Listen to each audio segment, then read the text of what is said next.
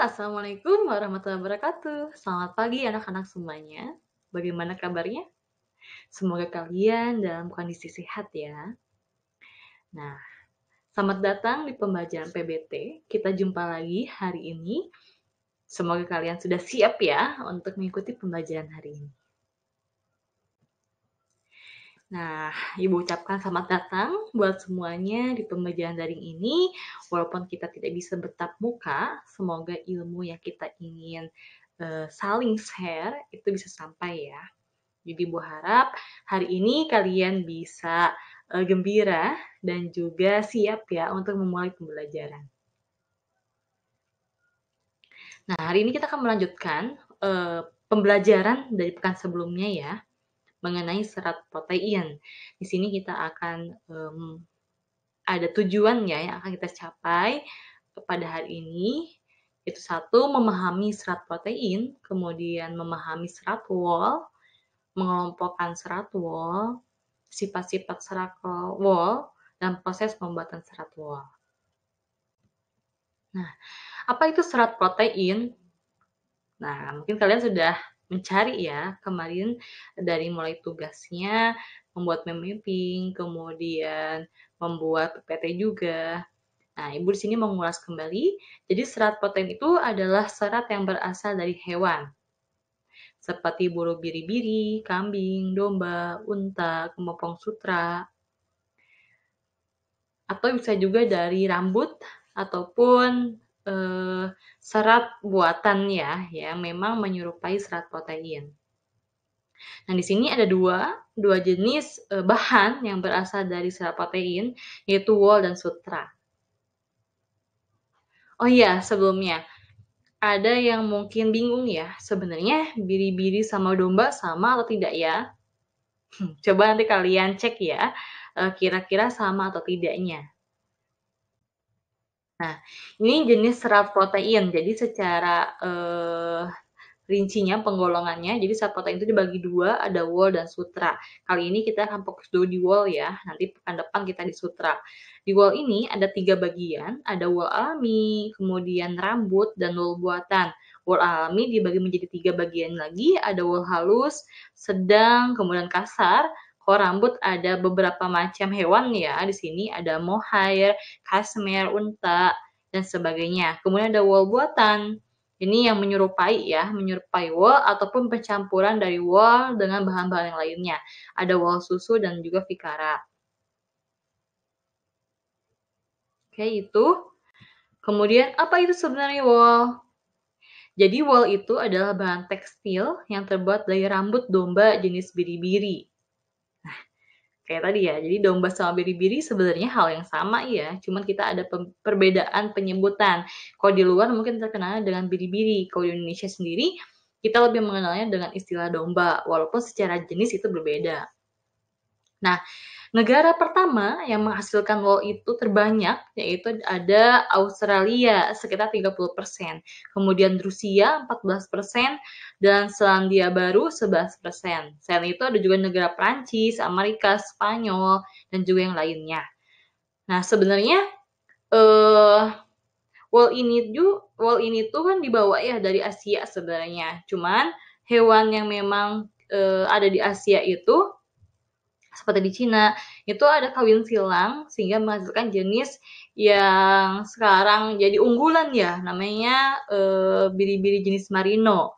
Nah, jenis biri-biri ini akan menentukan sifat wol yang dihasilkan, terutama diameter dan panjang seratnya.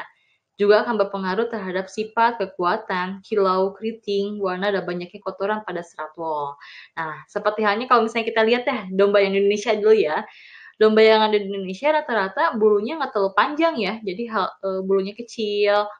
Kemudian memang bukan jenis domba yang diperuntukkan untuk dimanfaatkan secara bulunya gitu. Beda halnya kalau misalnya kita lihat domba yang ada di luar, yang tebal karena memang suhunya dingin di sana, jadi memang para peternak juga menyesuaikan dengan kondisi lingkungannya di sana. Jadi nggak misalnya nih saat musim dingin, biri-birinya atau kambingnya dicukur, enggak juga. Jadi kita melihat dari situasi kondisinya. Biasanya di saat musim semi, baru domba-domba itu dipanen untuk dicukur. Ini ya, jadi syaratnya itu bervariasi, ada yang paling kecil tuh kecil banget ya 2,5 cm hingga ada yang panjang. Jadi semakin tebal semakin panjang hingga 35 cm dengan diameter 10 sampai 70 mikron. Nah, ini serat wol alami dapat dibagi menjadi 3 golongan, ada wol halus. Nah, ini contohnya ya, domba merino ini termasuk jenis wol halus. Ada di Spanyol, kemudian Jerman, Prancis, dan segalanya. Ini wol halus, kemudian ini ada wol sedang. Nah, ini biasanya dihasilkan oleh biri-biri berasal dari Inggris. Seratnya lebih kasar, lebih panjang, lebih berkilau. Ini ada 3 jenisnya ya, ada wol Worcester, wol Down, dan wol Crossbred. Nanti kalian juga bisa search ya terkait jenis-jenisnya ini. Kemudian ada wol kasar. Ini wol kasar itu wol permadani sebutannya. Dihasilkan oleh biri-biri Asia. Nah, ini yang Asia ya. Nah, hewannya itu biasanya ada yang ekor gemuk dan panjang. Itu yang memang biasa digunakan ya. Jadi ada bulu-bulunya gitu di bagian pundak sama belakang kepalanya. Itu, kemudian berdasarkan cara mendapatkannya ternyata ada 2, ada wol cukur dan wol cabut. Wol cukur ini seperti yang pernah kalian lihat ya di permajaan sebelumnya, jadi ada alat khusus, boleh mesin ataupun gunting biasa. Nah, biasanya pencukuran ini saat musim semi gitu ya. Dan ada 2 cara ya, bisa menggunakan cukur tangan atau mesin. Nah, ini ya, kalau terkait hasilnya berapa nih sekali cukur, biasanya ada 7 sampai 15 kilogram wol mentah. Biri-biri medium 5 sampai 15 kilo, kemudian biri-biri crossbred 5 sampai 12 kilo. Dan biasanya biri-biri betina itu lebih sedikit ya daripada biri-biri jantan. Itu wol cukur, kemudian wol cabut. Nah, wol cabut biasanya dipakai ya seringnya oleh peternak yang memanfaatkan daging dan juga bulunya. Jadi udah satu paket. Nah, wol cabut diperoleh dari pencabutan dari kulit domba yang telah disembelih atau mati, kemudian kulit domba berbulu dipisahkan. Nah, ini ya yang tadi industri daging dan juga wol. Ini ya.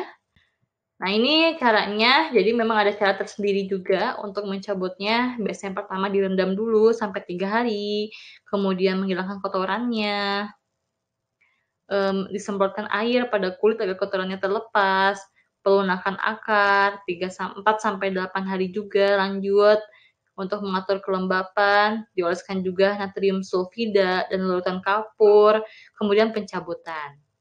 Bisa dengan bantuan pisau atau kemudian dilakukan dengan pemasakan dengan cara yang sama seperti wol mentah dari wol cukur. Jadi bisa pakai pisau, bisa juga pakai tangan. Dia tergantung pengolahannya.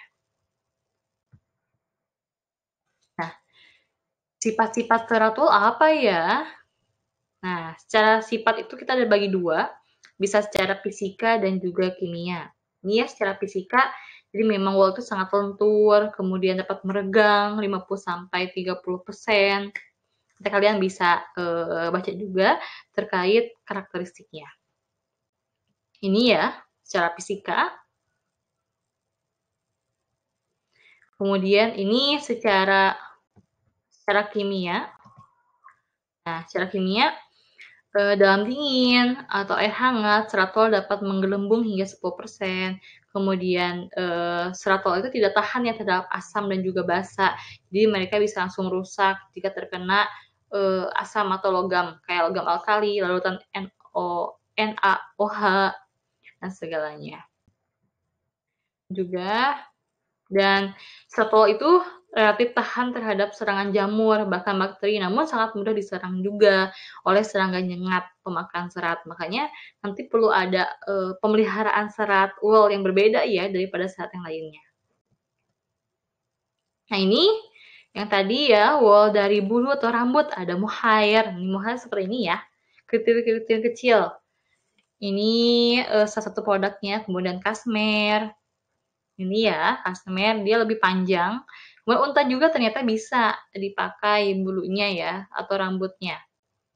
Kemudian ada ilama. Nah ini ilama ya. Kemudian kuda dan juga kelinci. Lihat, banyak juga produk-produk lain yang dihasilkan dari serat rambutnya itu bulunya. Nah, selain tadi yang alami, ada juga wool buatan ternyata. Ada namanya wool susu dan pikara. Nah, hal ini karena banyaknya kebutuhan, permintaan ya, dibanding dengan penyediaan wool, sehingga para ahli itu banyak yang membuat atau melakukan percobaan. Oh, ternyata ini bisa nih digunakan dan menyerupai wool kayak gitu. Ini ada dua, ada wool susu dan juga wool pikara.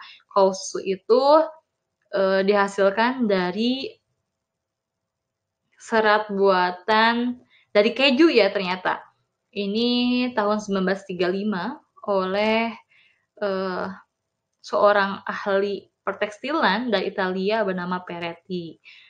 Nah ini udah di tingkat industri ya penggunaannya. Kemudian ada wool pikara, ini serat buatan yang berasal dari jagung.